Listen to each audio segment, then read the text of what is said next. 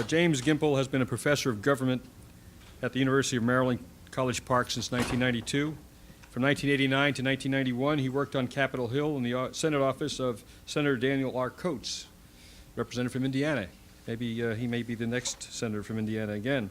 Then did a brief stint at the Department of Housing and Urban Development and in the Office of Policy Development and Research. His recent research and teaching interests include American politics, political geography, voting and elections, state politics, U.S. immigration policy, and public opinion. He received his BA from Drake University with honors, an MA from the University of Toronto, and a PhD from the University of Chicago, all in political science.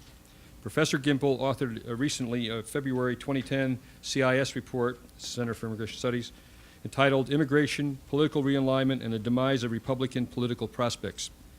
Among his findings, Professor Gimple noted that although high immigration may work against democratic policy goals, such as raising wages for the poor and protecting the environment, it does improve the democratic electoral prospects. In contrast, immigration may help Republican business interests hold down wages, but it also undermines the party's political fortunes. Future levels of immigration are likely to be a key determinant of Republicans' political prospects moving forward. Professor Gimple. Thank you.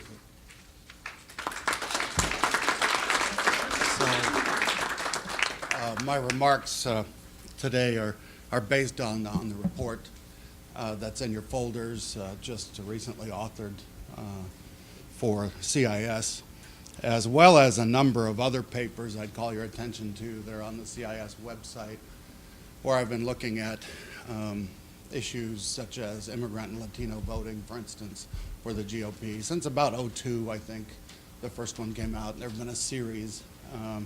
So you might consult those as well. The research question of the most recent paper is simply this. We've had this immigrant population growth over the last 40 years, and the question is how has that changed the political party leaning of the places the immigrants have settled? So that's the question of the research that I set out to answer. Since '80, growth in the foreign-born population has been especially high in the larger cities and counties in the country. By 2008, about half of the foreign-born population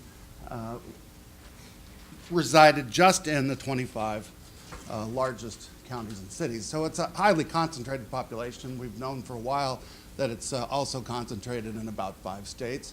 The 2010 census should be interesting, of course, because we see some movement out of the traditional ports of entry.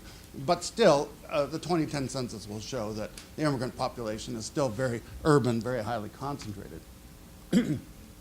This graph simply shows the steepness in the growth of the immigrant population in the 10 largest, 25 largest, 50 largest, and 100 largest counties. It's a triple digit, well over 100% from 1980 to 2008. If you look at the green line up for the 100 largest counties, it's very, very steep. So once again, the immigrant population tends to gravitate toward the large urban and suburban centers, and that's where we would expect then the greatest electoral impact in those urban and suburban centers.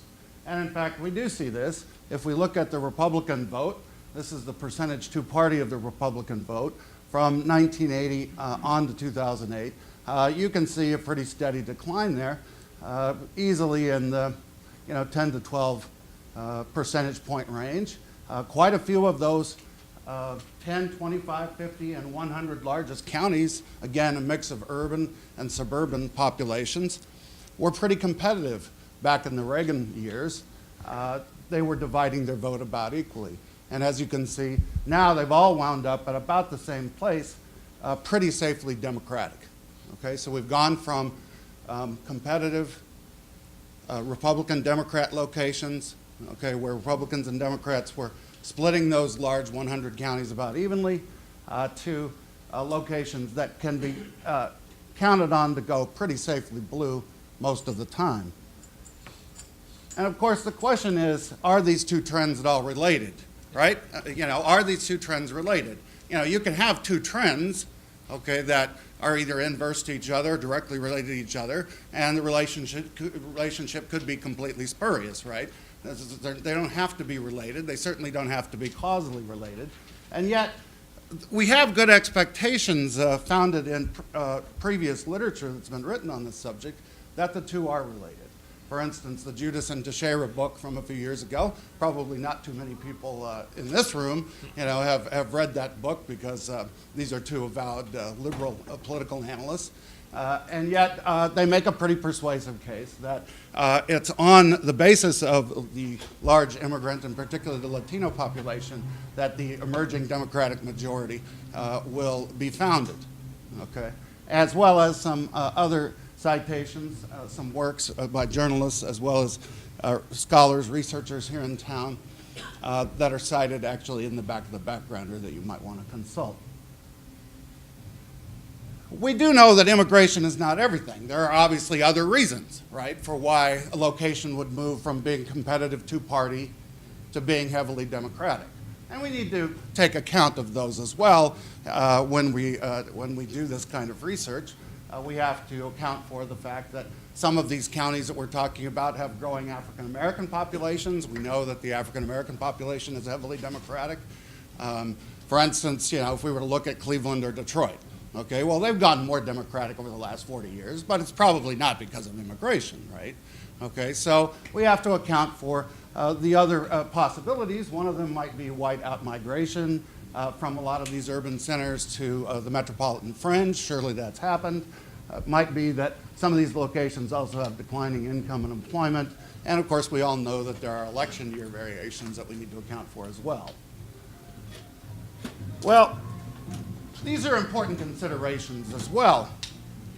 We have a very strong Democratic bias to immigrant party identification and voting. And again, the Latino population, bear in mind, is the largest share of the immigrant population. Okay, and it's running about 2-to-1 Democrat to Republican. And in many locations, particularly in the far west, more like 3-to-1. So particularly among Latinos, we have very strong Democratic bias. Naturalization, of course, is an important story here. Immigrants cannot actually influence the elections in the areas where they settle unless they're naturalized and can vote. Naturalization runs around 38%, 40%, and there's some evidence that the more recent cohorts are naturalizing faster than those, further back in time. Okay, so, as immigrants come in, they seem to be faster to naturalize.